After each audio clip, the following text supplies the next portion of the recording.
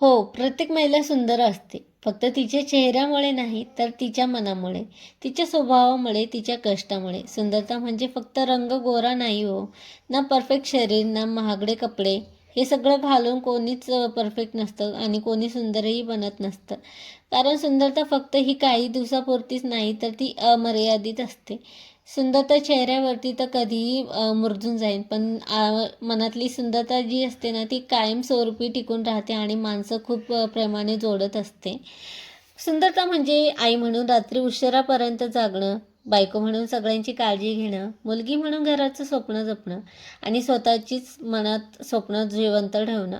आणि स्वतःची मनात जिवंत ठेवून जी बाई जगते, परिवाराला सांभाळते, तीच खरी सुंदर असते. ती पडते, उठते, रडते, दुसऱ्यांसमोर हसते.